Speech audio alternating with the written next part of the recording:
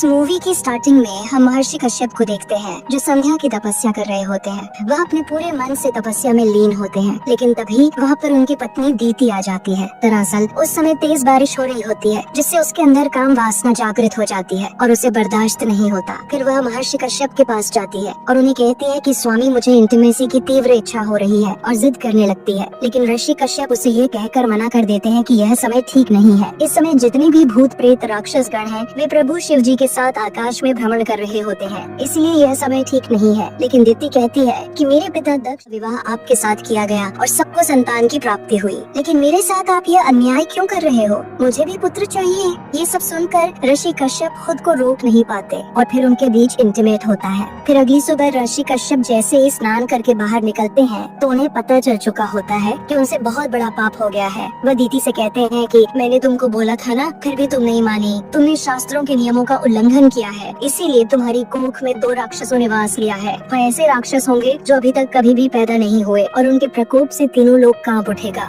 जिनके दुश्मन सिर्फ देवतागण ही होंगे। और जब इनका अत्याचार तीनों लोगों पर बढ़ जाएगा तो इनका वध करने के लिए स्वयं विष्णु भगवान आएंगे। ये सुनकर दीति डर जाती है और वह रोने लगती है और बहुत माफी मांगती है, लेकिन अब रोने का कोई फायदा नहीं होता। फिर हम देखते हैं कि एक दिन दोनों असुर पैदा होते हैं। फिर हम असुर कुल के शुक्राचार्य को देखते हैं, जो इन्हीं दोनों जुड़वा भाइयों का इंतजार कर रहे थे। शुक्राचार्य दोनों भाइयों का नाम रखते हैं, एक का नाम हिरण्यकश्यप और एक का हिरणाक्ष। शुक्राचार्य उन दोनों भाइयों को हर विद्या सिखाते हैं, उन्हें काला जादू और अस्त्र शस्त्र निपुण युद्ध विद्या भी सिखाते हैं। उनको कुछ इस तरह से ट्रेन करते हैं कि उनके जीवन का एक ही मकसद रहता है, विष्णु जी का वध करना, और उनका एक ही दुश्मन होता है विष्णु जी। दोनों भाई पूरे पाताल लोक को शमशान लोक बना देते हैं और राक्षस कुल में अपना भय पैदा करके खुद को देते हैं। उनका अत्याचार बढ़ता जा रहा होता है। वहीं उधर दूसरी ओर हम एक राजा को देखते हैं, जिसके शासन में लोग प्रकृति और जानवरों से प्यार करते थे। वहाँ के सभी लोग भगवान विष्णु की पूजा करते थे। उनके साम्राज्य में बहुत सारे मंदिर भी थे। वहाँ सभी बहुत ही खुश थे। लेकिन एक दिन अत्याचारी असुर दोनों भाइयों की नजर उस साम्राज्य पर पड़ जाती है। वह उस साम्राज्य को नष्ट करने के लिए आगे बढ़ते हैं। हालांकि राजा अपनी शक्तियों से उन्हें बहुत रोकने की कोशिश करता है, लेकिन वह उनके सामने असफल रहता है। दोनों भाई उसके साम्राज्य को पूरी तरह से नष्ट कर देते हैं, यहाँ तक कि किसी भी जीव को भी नहीं छोड़ते, और फिर उस राजा को पकड़ लेते हैं। और फिर हिरण्यकश्यप उससे कहता है कि बुला कहाँ है तेरा भगवान, जिसके दम पर तुम लोग उछलते हो? लेकिन फिर भी विष्णु जी वहाँ नहीं आते। तभी वो राजा उसे श्राप देता है कि याद रखना, तुम सबसे ऊपर जाना चाहते हो ना, लेकिन आज से तुम विनाश की तरफ जाओगी, और एक दिन ऐसा आएगा कि तुम खुद अपने अहंकार के चलते अपनी मौत को बुलाओगे। इस बात से हिरण्यकश्यप गुस्सा होकर उसे मार देता है। तभी हिरणाक्ष कहता है कि भैया, विष्णु में ऐसी क्या बात है जो उसको इतना सब पूछते हैं? हिरण्यकश्यप कहता है कि कुछ नहीं रे, वह एक बैरूपिया है। वह सिर्फ देवतागण का ही भला चाहता है और हर बार हम असुरों को नीचा दिखाता है। पृथ्वी पर जितने भी लोग हैं ना, वो छल कपट से उनसे अपनी पूजा करवाता है, और वह लोग उसके प्यार में इतने अंधे हो गए हैं कि हमें तुच्छ समझते हैं, और पूरा भूलोक उसका गुणगान गाता है। ये सुनते ही हिरणाक्ष एकदम क्रोधित हो जाता है। वह कहता है कि मैं भूलोक के समस्त जीव का नाश कर दूंगा, सब कुछ मिटा दूंगा।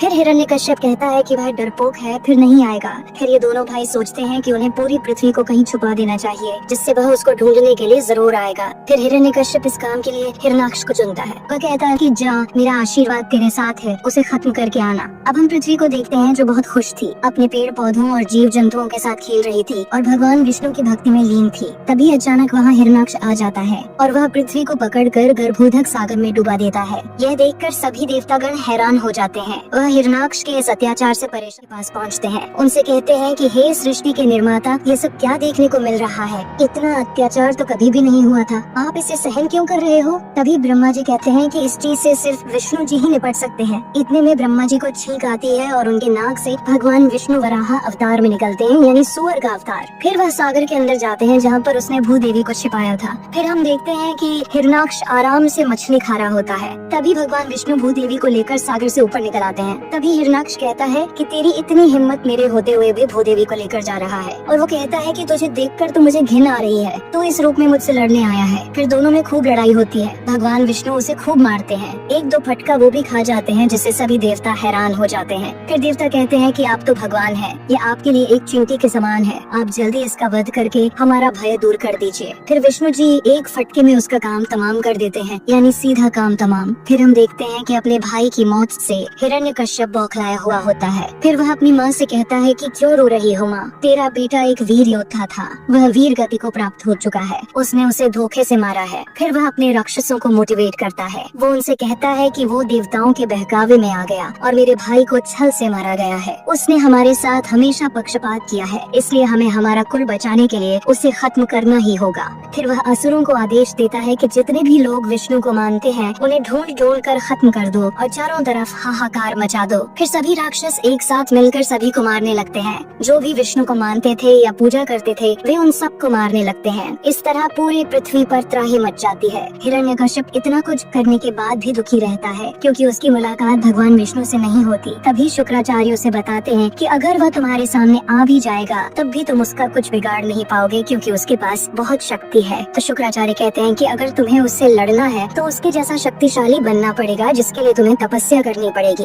ये सुनकर उसकी पत्नी कयाधु आ जाती है। वह कहती है कि हे स्वामी, मैं गर्भवती हूँ, इस समय मुझे सिर्फ आपका साथ चाहिए। हिरण्यकश्यप फिर भी उसकी बात नहीं मानता और वह तपस्या के लिए महेंद्राचल पर्वत पर चला जाता है। वो वहाँ एक टांग पर खड़े होकर तपस्या करने लगता है। वहीं दूसरी तरफ देवताओं के राजा देवराज इंद्र को ये टेंशन होता है कि हिरण्यकश्यप का जो बेटा पैदा होने वाला है कहीं वह भी उसके जैसा अत्याचारी ना निकले, इसलिए देवराज इंद्र उस बच्चे को लेने आते हैं। हिरण्यकश्यप तो तपस्या के लिए चला जाता है, तो मौके का फायदा उठाकर देवराज इंद्र उसकी पत्नी कयाधु को उठा लेता है। तभी रास्ते में उन्हें नारद जी मिलते हैं। वो कहते हैं कि इन्हें हमारे पास छोड़ दो। फिर नारद जी कयाधु को अपने गुरुकुल आश्रम ले जाते हैं। उनका ये मानना था कि अगर कयाधु को अच्छी शिक्षा दी जाए और भगवान विष्णु का इसके घर में जो बच्चा है वह राक्षस नहीं होगा, वह अच्छी सोच वाला होगा। फिर हम देखते हैं कि नारद जी उसे बहुत ज्ञान देते हैं। उधर हिरण्यकश्यप अपने तप से ब्रह्मा जी को प्रकट कर लेता है। ब्रह्मा जी उसकी तपस्या से खुश होते हैं। वह कहते हैं कि बताओ तुम्हें क्या चाहिए। तो हिरण्यकश्यप कहता है कि मुझे सब कुछ चाहिए। आपकी रचना से जन्मे किसी भी जीव से मेरा वध न हो, न ही जानवर से, न ही इंसान से, और न सजीव न निर्जीव, न दिन में न रात में, न बाहर न भीतर। वो कहता है कि मुझे अखंड शक्ति दो जिससे मैं पूरे ब्रह्मांड का सबसे शक्तिशाली इंसान बनूं। उसकी यह इच्छा सुनकर ब्रह्मा जी भी हिल जाते हैं, लेकिन वो क्या करते, उन्हें वरदान देना ही पड़ता है क्योंकि उसके जैसी तपस्या किसी ने भी आज तक नहीं की थी। फिर वे उसको वरदान दे देते हैं। फिर हम देखते हैं कि हिरण्यकश्यप बहुत शक्तिशाली बन जाता है और वो स्वर्ग लोक पर सीधा आक्रमण कर देता है। वह देवराज इंद्र को बहुत मारता है और वहाँ पर मौजूद सभी देवगणों से कहता है कि आज से तुम लोग मेरी सुनोगे, मैं ही तुम्हारा भगवान हूँ और आज से तुम सबको मेरा ही गुणगान गाना पड़ेगा।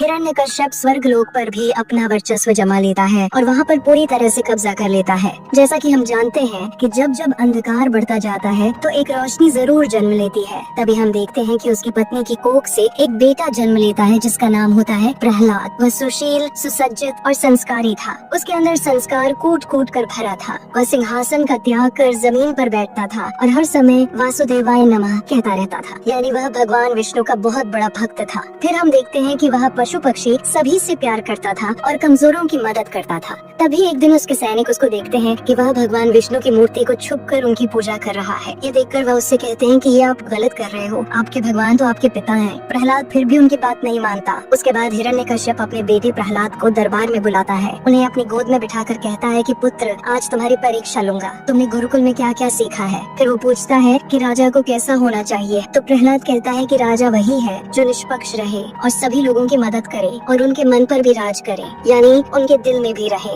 यह बात सुनकर वह बहुत खुश होता है। तभी प्रहलाद बोलता है कि राजा वह होता है जो इस सृष्टि की रक्षा करने वाले भगवान विष्णु की पूजा करने के लिए प्रोत्साहित करे। अब इस बात पर उसका पारा गर्म हो जाता है, वह बौखला जाता है, लेकिन उसको लगता है कि ये तो अभी नादान है। उसे लगी किसी बहुरूपियों को गुरुकुल में भेजा होगा जो इसके ज्ञान में विश्व खोल रहा है। तभी हिरण्यकश्यप अपने पंडितों से कहता है कि आज से तुम दोनों का काम है कि विष्णु का भक्त गुरुकुल के आसपास भी ना भटक पाए। उसके बाद प्रहलाद को फिर से गुरुकुल ले जाया जाता है। वहाँ उसे बताया जाता है कि असुरों का कर्तव्य है कि वह दुर्बलों का विनाश करे। तभी प्रहलाद कहता है, क्या शक्तिशाली का यह कर्तव्य नहीं है कि वो दुर्बल की रक्षा करे। तभी एक बालक उनकी बात में हाँ भर देता है। वह कहता है कि हाँ, तभी तो दुर्बल जीवित रहेंगे। इसी बात पर उसे गुरु मारता है। यह देखकर सब डर जाते हैं। उसके बाद प्रहलाद उन बच्चों को भगवान की महिमा के बारे में बताता है और उन्हें अच्छा ज्ञान देता है। तभी वहाँ पर मौजूद एक बालक क्रोधित होकर उसे एक लात मारता है। वो कहता है कि तुम अंधविश्वास में जी रहे हो, हमारा कर्तव्य यह नहीं है, हमें दुर्बलों को मारना पड़ेगा। तभी वहाँ से एक जानवर जानवर गुजर रहा होता है और वह लड़का उस पर पैर मारता है, जिसके कारण वो जानवर अपना कांटा उसकी तरफ फेंकता है, लेकिन प्रहलाद उसे बचा लेता है और उसकी पीठ पर कांटा धंस जाता है। यह देखकर वहाँ के सभी लोग हैरान हो जाते हैं कि इसने हमारी रक्षा की, और फिर वो लोग उसकी बात को मान जाते हैं। लेकिन वहाँ एक लड़का और था जो उसे चुपचाप देख रहा था। फिर वह उसके पास आता है और उससे यह बताता है कि रियलिटी कुछ और है, जो भला करते हैं ना उनके साथ बहुत बुरा होता है। फिर वो लड़का उनको एक खंडहर में ले जाता है। वहाँ वो देखते हैं कि जितने भी दुर्बल थे, जितने भी भगवान विष्णु का नाम ले रहे थे, उन्हें मारा जा रहा था और अग्नि से जलाया जा रहा था। ये मंजर इतना भयानक था कि सभी बालक ये देखकर डर जाते हैं, यानी अगर वो सभी भगवान विष्णु को नहीं छोड़ेंगे तो उनके साथ भी ऐसा ही होगा। उसके बाद वही लड़का प्रहलाद को समझाता है। वह कहता है कि तुम्हें विष्णु को छोड़कर गुरुकुल की शिक्षा अपनानी होगी। जो देवताओं को बचाने नहीं आया वह असुर कुल में जन्मे एक छोटे से बालक के लिए क्यों आएगा। पर इसके बाद भी प्रहलाद अपनी जिद नहीं छोड़ता है। वह कहता है कि चाहे जो हो जाए, आज से मैं हर समय भगवान विष्णु का नाम लूंगा। उन्हें दुर्बलों की रक्षा करनी पड़ेगी। फिर कहानी आगे बढ़ती है और एक बार फिर से प्रहलाद को हिरण्यकश्यप के दरबार में ले जाया जाता है। वह उससे पूछता है कि बताओ तुमने गुरुकुल में क्या सीखा।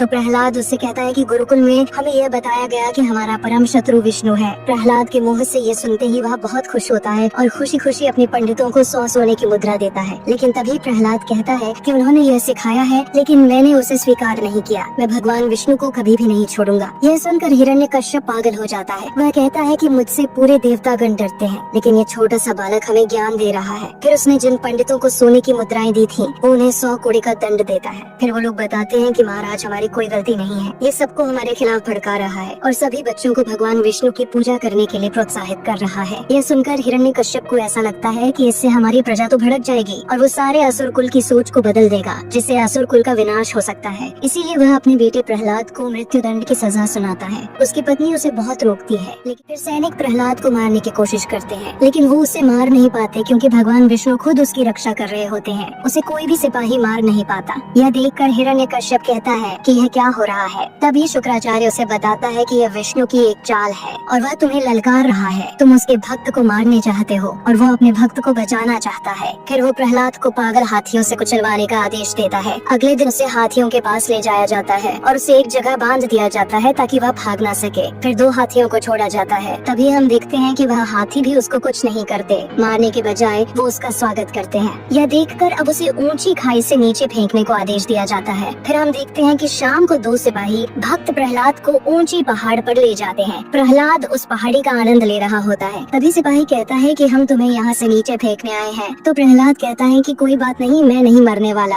मरेगा तो ये शरीर, लेकिन मेरी आत्मा नहीं मरेगी। आज मैं मरूंगा तो कल कहीं और किसी और शरीर में जन्म लूंगा। ये सुनकर सिपाही दुविधा में पड़ जाते हैं, क्योंकि उसे तो डर ही नहीं लग रहा होता। तभी प्रहलाद उनसे कहता है कि आप मेरी चिंता मत कीजिए, अपने राजा के आदेश का पालन कीजिए, आप मुझे नीचे गिरा दीजिए। प्रहलाद अपने पिता के बारे में भी कुछ गलत नहीं बोलता, जिससे सिपाही की आंखें भर जाती हैं। वह उसे नहीं फेंकना चाहते, पर वह मजबूर थे। फिर वहाँ से फेंकने के बाद हम देखते हैं कि प्रहलाद नीचे नहीं गिरता, बल्कि एक कमल के फूल पर बैठा होता है। यह देखकर सिपाही भी उसके सामने नतमस्तक हो जाते हैं। अब राजा कई प्रयास करता है, फिर भी प्रहलाद को वह मार नहीं पाता। इसीलिए फिर वह अपनी बहन के पास जाता है। दरअसल जब गुरु शुक्राचार्य से ये लोग विद्या ले रहे थे, तो उसकी बहन होलिका को भी एक सिद्धि मिली थी। वह किसी भी चीज को जलाकर भस्म कर सकती थी, पर वह आग में नहीं जलेगी। फिर हिरण्यकश्यप ये प्लान करता है कि उसकी बहता पर लेकर बैठेगी और वह जल जाएगा और होलिका नहीं जलेगी। इसके लिए उसकी बहन तैयार हो जाती है। फिर अगले दिन हम देखते हैं कि एक चीता सजाई जा रही होती है। उसकी बुआ होलिका प्रहलाद से कहती है कि आज मैं तुम्हें अपनी गोद में लेकर इस चिता पर बैठूंगी। यह सुनकर प्रहलाद उनसे कहता है कि नहीं, ऐसा मत करना, आप जल जाओगी। वह अपने पिता से भी कहता है बुआ को मेरे साथ चिंता पर मत बैठाओ, लेकिन वह नहीं मानते। फिर हम देखते हैं कि होलिका प्रहलाद को लेकर अग्नि में बैठ जाती है। फिर वही होता है जिसका डर था। प्रहलाद को कुछ नहीं होता और होलिका जलकर भस्म हो जाती है। हिरण्यकश्यप यह देखकर पागल हो जाता है कि यह क्या हो गया। वह चिल्लाता है, चीखता है, लेकिन अब उसकी बहन मर चुकी थी। अब रही बात उसके जलने की, तो उसने अपनी शक्ति का दुरुपयोग किया था। दरअसल उसे जो शक्ति मिली थी, उसे वो सिर्फ अपनी रक्षा के लिए यूज कर सकती थी, लेकिन उसने उसका दुरुपयोग किया था, इसलिए वो जल गई। फिर प्रहलाद को दूसरा दंड दिया जाता है। इस बार उसे बीच सागर में सांप से डसवाने के लिए ले जाया जाता है। इस बार शुक्राचार्य उसे खुद ले जाते हैं। वह बीच सागर में नाव पर उसे छोड़ देते हैं। तभी वहाँ पर गरुड़ देव आते हैं और वह सांप को मारकर प्रहलाद को बचा लेते हैं, लेकिन प्रहलाद सागर में गिर जाता है। फिर उसे बचाने समुद्र देवता वरुण देव आते हैं। वह उसे वहाँ से निकालकर ऊपर लाते हैं। फिर उसको बताते हैं कि भक्त प्रहलाद, तुम्हारी भक्ति की कोई सीमा नहीं, तुम तीनों लोगों हो। तभी प्रहलाद कहता है कि मैं तो प्रभु को देखने के लिए तरस रहा हूँ। तो वरुण देव कहते हैं कि ऐसा नहीं है कि तुम ही उनसे मिलने के लिए तरस रहे हो, वह भी तरस रहे हैं तुमसे मिलने के लिए। वह यह बताते हैं कि तुम सिर्फ उनको बुलाकर देखो, वह जरूर आएंगे। ये सुनकर प्रहलाद सोच में पड़ जाता है कि उनके दर्शन के लिए देवता भी तरस रहे हैं, पर वह असुर कुल में जन्मे एक तुच्छ बालक के लिए क्यों आएंगे। फिर वह कहता है कि मैं अब बहुत कमजोर पड़ गया हूँ, कृपया मुझे अपने दर्शन दीजिए प्रभु। तभी हम देखते हैं कि भगवान विष्णु उसके पास प्रकट होते हैं और उससे कहते हैं कि बताओ तुम्हें क्या चाहिए। तो प्रहलाद कहता है कि मुझे कुछ नहीं चाहिए, सिर्फ आपका ख्याल मेरे मन में रहे और हर समय हर जगह मैं सिर्फ आपको देखूं। तो भगवान विष्णु उसकी मनोकामना पूरी कर देते हैं। फिर हम देखते हैं कि प्रहलाद को हर जगह भगवान विष्णु ही देखते हैं। उसके बाद प्रहलाद अपने पिता के पास जाता है। उसे जिंदा देखकर वो चौंक जाता है और कहता है कि तुझे शर्म नहीं आ रही है, तू जिंदा क्यों है। और फिर वो भगवान विष्णु को भला बुरा कहते हैं। प्रहलाद कहता है कि आप ये जिद छोड़ दीजिए, वह सबके पिता है और आपके भी पिता है। ये सुनकर हिरण्यकश्यप और बौखला जाता है। वह कहता है कि तू बहुत उसका नाम जपता है ना, आज उसे बुला देखता हूँ वह तुझे बचाने कैसे आता है। तो प्रहलाद बोलता है कि उन्हें बुलाने की क्या जरूरत, वह हर जगह है, इस सभा में भी है। यह सुनकर हिरण्यकश्यप हंसने लगता है। वह कहता है कि तेरे कहने का मतलब कि वह यहाँ पर भी है, तो बता क्या वह इस खम्भे में है। तो प्रहलाद कहता है हाँ। तभी इसी बात पर हिरण्यकश्यप उसे चैलेंज करता है। वह कहता है कि आज देख लेता हूँ कि तेरी बात में कितनी सच्चाई है। अगर वह इस खम्भे में नहीं होगा तो आज मैं यहीं पर तेरा सर धड़ से अलग कर दूंगा। तभी ये कहते ही वह खम्भे को जोर से मुक्का मारता है। फिर देखते ही खम्भा फटने लगता है और उसमें से भगवान विष्णु नरसिम्हा अवतार में निकलते हैं, जो बहुत भयानक दृश्य होता है। वह कहते हैं कि बस बहुत हो गया, आज तू मेरे हाथों से मरेगा। हिरण्यकश्यप भी खुश था क्योंकि उसे अपनी शक्तियों पर घमंड था। वह सोचता था कि मैं तो अमर हूँ, मुझे कोई मार नहीं सकता। तो वह उससे खूब लड़ता है। भगवान विष्णु उसे बहुत मारते हैं, उनका क्रोध बहुत ज्यादा होता है। तभी वह उसे चौखट पर ले जाते हैं और उसे बताते हैं कि देख, मैं न धरती पर हूँ न आकाश में, तू मेरी जांघ पर है। और मैं न मनुष्य हूँ, न देवता हूँ और न ही जानवर हूँ। और ये मेरे नाखून न निर्जीव है न जीव है। और फिर यह कहते हुए वो उसको फाड़ डालते हैं। इस तरह विष्णु जी हिरण्यकश्यप का वध कर देते हैं, लेकिन उनका गुस्सा शांत नहीं होता। वह हिरण्यकश्यप का पूरा सम्राट तहस नहस करने लगते हैं, सब कुछ तोड़ने फोड़ने लगते हैं, जिसे देवता डर जाते हैं। वह सोचते हैं कि उन्हें कैसे शांत किया जाए। फिर प्रहलाद उन्हें शांत करने की कोशिश करता है। फिर भगवान विष्णु उसे देखकर शांत हो जाते हैं, तारीफ करते हैं। वह कहते हैं कि आज से मैं ऐलान करता हूँ कि मेरे प्रिय भक्तों में तुम्हारा नाम सबसे ऊपर होगा। तो कुछ इस तरह से भगवान विष्णु ने हिरण्यकश्यप जैसे अत्याचारी राक्षस का वध किया था। इसी के साथ ये मूवी यही खत्म हो जाती है।